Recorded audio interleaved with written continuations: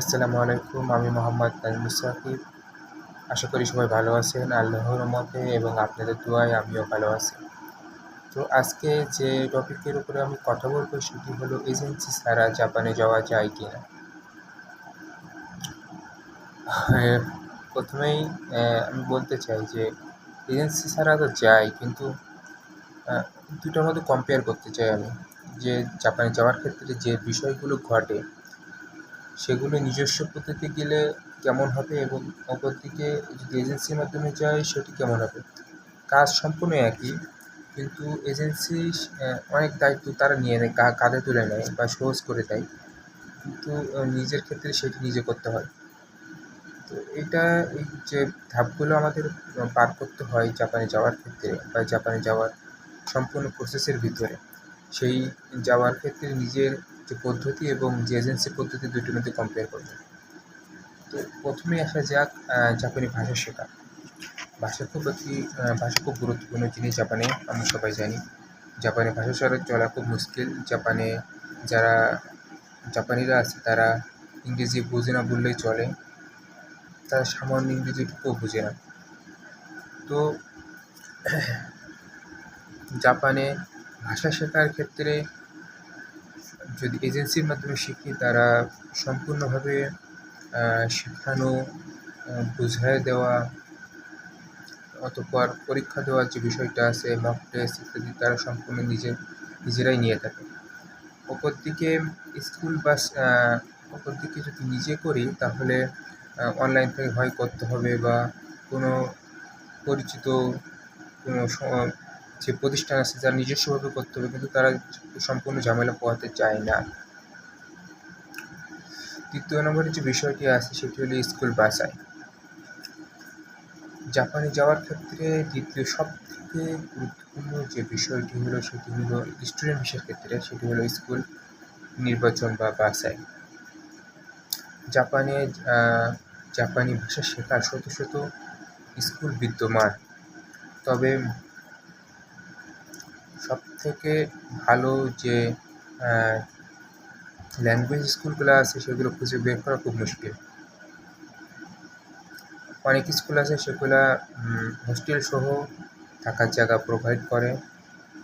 অনেকে স্কুল আছে যেগুলো গ্র্যাজুয়েশনের সাথে বা 2 বছর 3 বছরের কোর্সের সাথে ল্যাঙ্গুয়েজ একসাথে অ্যাটাচ করা থাকে। প্রথমে ল্যাঙ্গুয়েজ শিখতে হয়, তারপরে গিয়ে অন্য যে কোর্সটা করতে চায় সেটা শিখতে হয়।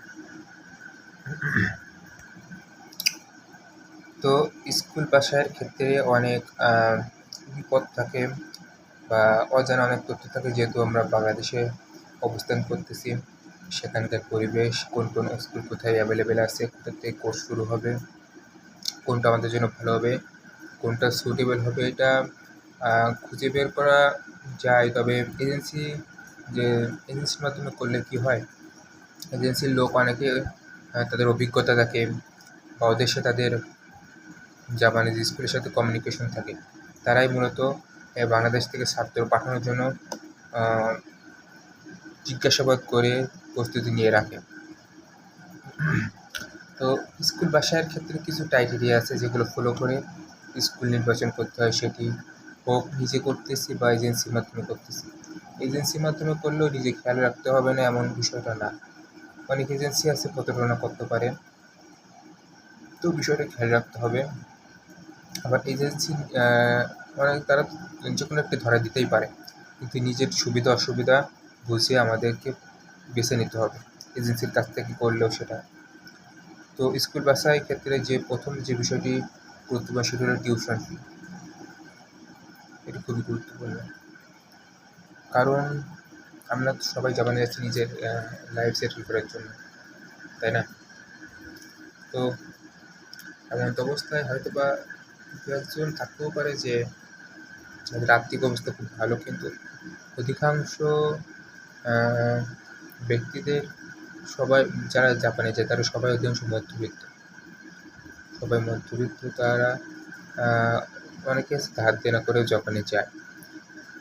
তো টিউশন ফি খুবই গুরুত্বপূর্ণ, এমন স্কুল নির্বাচন করা উচিত যেখানে টিউশন ফি তুলনামূলকভাবে নিজের সহজলভ্যর ভিতরে পড়ে। কারণ সামর্থ্য কম থাকতে পারে, কারোর বেশি থাকতে পারে, কিন্তু নিজের সামর্থ্যর ভেতরে যেন টিউশন ফিটা পড়ে সেদিকে খেয়াল রাখতে হবে। ২য় নম্বর বিষয়টি হলো সেটি হলো অবস্থান।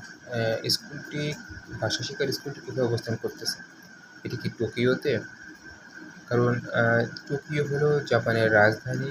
সেখানে থাকার যে খরচ সেটা তুলনামূলকভাবে বেশি। তো সেক্ষেত্রে টিউশন ফিটাও একটু বেশি হবে, সেটা স্বাভাবিক। তো অন্যান্য নিজের সামর্থ্য অনুযায়ী কোন স্কুল এবং কোথায় অবস্থান, কারণ অবস্থার উপর অনেক কিছু নির্ভর করে নিজের যে পার্ট টাইম জব। কারণ আমরা তো পার্ট টাইম জব করে ইনকাম করবো, তাই না? বাসা থেকে তো নেওয়া সম্ভব না। তো সেক্ষেত্রে অবস্থা খুবই গুরুত্বপূর্ণ। দ্বিতীয় নম্বর যে বিষয়টা সেটি হলো বিদেশি শিক্ষার্থীদের সংখ্যা। ওখানে বিদেশি শিক্ষার্থী কেমন আছে, বা ওখানে বিদেশি শিক্ষার্থীর পরিমাণ কেমন সেটা খেয়াল রাখতে হবে। কারণ যদি তাদের আগের থেকে শুধু যদি জাপানিরাই থাকে তাহলে সেখানে অনেক মুশকিল হয়ে যায়।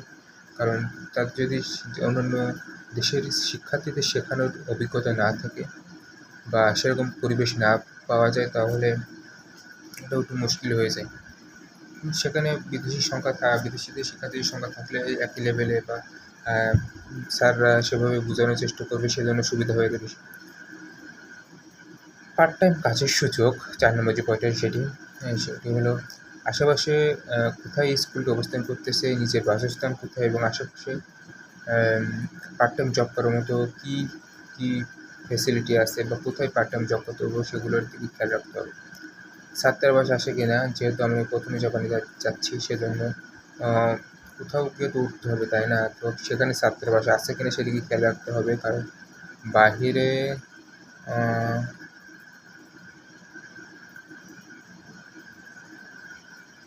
যে পরিবেশ, জাপানে যে পরিবেশ, সেখানে যাওয়ার সাথে সাথে নিজের বাসা ভাড়া ঠিক করা এটা খুবই মুশকিল। কিন্তু আগের থেকে পরিচিত কোনো ব্যক্তি থেকে থাকে, নিজের আত্মীয় স্বজন, সেটি ভিন্ন বিষয়, কিন্তু কোথাও কিছু থাকে না। সেজন্য ছাত্রাবাস আছে কিনা সেটি খেয়াল রাখতে হবে। আগের থেকে ছাত্রাবাস ফিটা জমা দিয়ে সেখানে অ্যাপ্লাই করে সরাসরি সেখানে চলে যাওয়া সম্ভব হয়। এরপরে যে বিষয়টি আসে সেটি হলো কাগজপত্র প্রস্তুত।